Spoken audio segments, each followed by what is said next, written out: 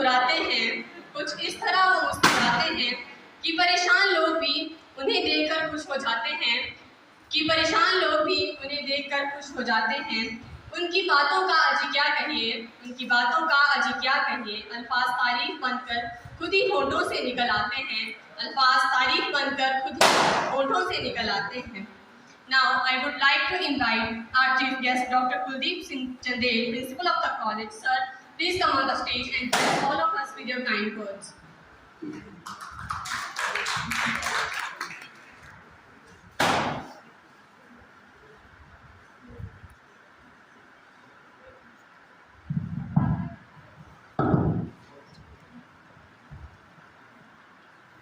Very good afternoon to one and all. मैं अपनी बात आज के इस शुभ अवसर पर सर्वपल्ली राधाकृष्णन जी जब हमारे प्रेसिडेंट बनने से पहले उन्होंने 30 साल एज ए टीचर जो है अपने शिक्षा जगत को दिए थे। 30 साल का एक अरसा बहुत होता है। MA फिलोसफी करी उन्होंने, उसके बाद इसमें PhD करी। और एक दिन क्या हुआ, 5 सितंबर को, ये 62 की घटना है, 1962 की। उनके कुछ स्टूडेंट जो हैं इनके पास जाते हैं, कहते हैं सर भी हमें आपकी परमिशन चाहिए कि हम आपके इस डे को सेलिब्रेट करना चाहते हैं। तब सर्वपल्ली राधाकृष्णन जी ने कहा कि मेरा व्यक्तिगत तौर पे आप इस दिवस को ना मनाएं, मेरी सलाह है कि आप इसको जो है एक पूरे जितनी भी हमारी टीचर कम्युनिटी है उन सब के लिए इस दिवस को मनाया जाए। और तब से लेके आज तक जो है हम इस डे को सेलिब्रेट करते आ रहे हैं। बहुत सारी बातें हैं जो एक शिक्षक के रूप में हमें सर्वपल्ली राधाकृष्णन जी ने दी है। उनका एक 2 वाक्य है, बहुत अच्छे वाक्य हैं उनके। कहते हैं कि जो हमारा पुस्तकालय है उसमें बहुत सारी अच्छी अच्छी किताबें पढ़ी होती हैं, वहां पर ऐसे ब्रेन्स हैं, दिमाग। मैं कहूँगा इसको कि अगर कोई ये कहे, कोई ये पूछे किसी से कि what is library, how will you define the library, तो मेरा आंसर होगा कि library is a place where great minds are resting, जहाँ बड़े विद्वान दिमाग जो है जिन्होंने लिखा है वो वहाँ पर है। तो इसके ऊपर इन्होंने कहा था कि जो हमारी पुस्तकें हैं ये अलग अलग संस्कृतियों को समझने के लिए एक ब्रिज का काम करती है। अभी उससे पहले नवीन सर ने एक बहुत अच्छा वाक्य कहा कि शिक्षा वो नहीं है जो हम आपको देते हैं, शिक्षा वो है जो बच्चे को जो है उसको व्यवहारिक ज्ञान भी दे।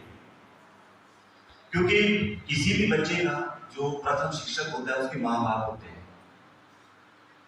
अर्ली स्टेज पे बच्चा जो है अपने माँ बाप से एजुकेशन लेता है, शिक्षा लेता है। और जैसे ही वो स्कूल में आता है, स्कूल में आने के बाद समाज में कैसे जिया जाए, समाज में मैंने कैसे मेरी कैरेक्टर बिल्डिंग हो, किस तरह से मैं समाज के विभिन्न पहलुओं को समझूं, वो जो शिक्षा है वो एक अध्यापक ही अपने बच्चों को देता है। तो जो वर्तमान समय है, एक बच्ची ने ढोलमा ने अपनी स्पीच में बहुत कुछ बोला है और इतनी अच्छी अच्छी बातें उसने करी कि जो वर्तमान समय है, अब जो हमारी गुरु शिष्य की जो परंपरा थी बहुत पुरानी, बहुत पुरातन है।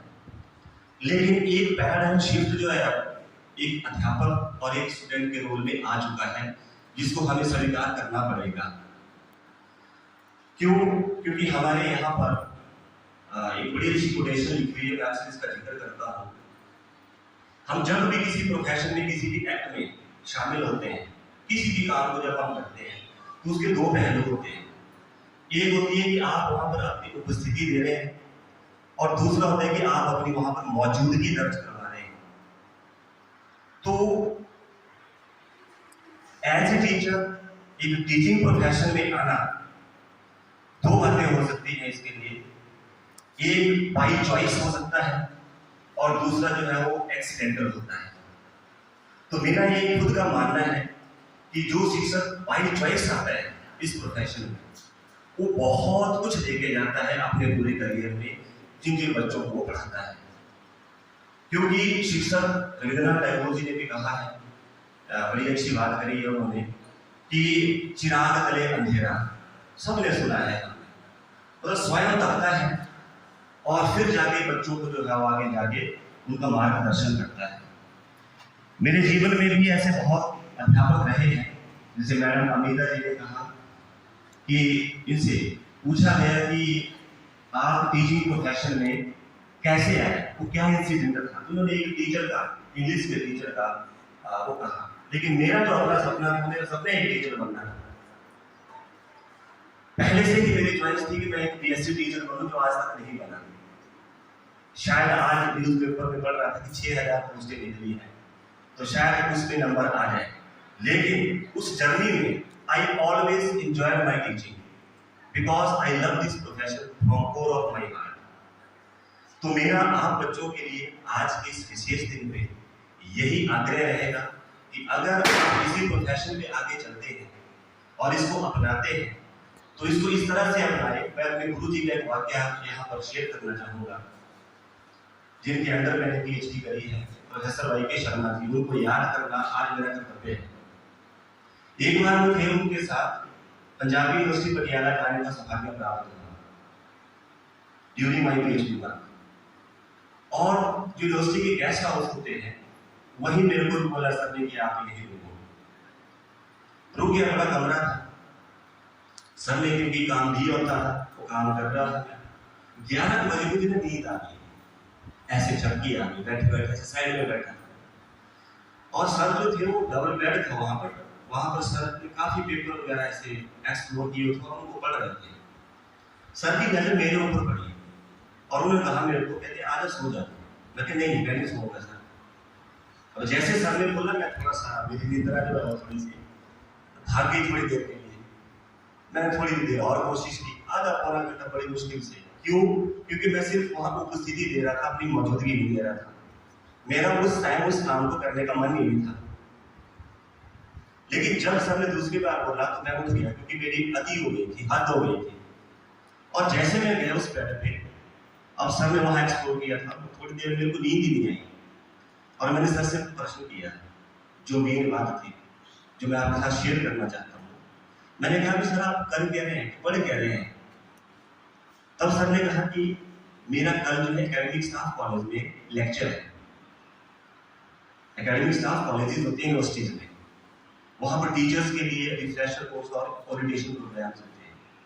तो कल मेरा लेक्चर है, मैं तेरे को अपने साथ भी ले आया, और वहां प्रोफेसर कुलविंदर सिंह जी होते थे, परम आदरणीय गुरु जी, वो भी वहां थे। उनसे भी मेरा कुछ काम था पीएचडी से रिलेटेड।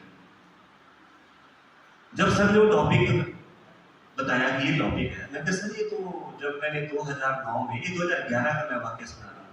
2011 में जब मैंने रिफ्रेशर कोर्स एचपी यूनिवर्सिटी में अटेंड करा था, तब भी आपने इसी टॉपिक पे बोला था। कहते हैं ना, मैं इस टॉपिक पे कई बार बोल चुका हूँ, लेकिन मैं हर बार जब लेक्चर देके आता हूँ तो मैं ये सोचता हूँ कि आज कुछ कमी रह गई, तो मैं हमेशा उस कमी को दूर करता हूँ।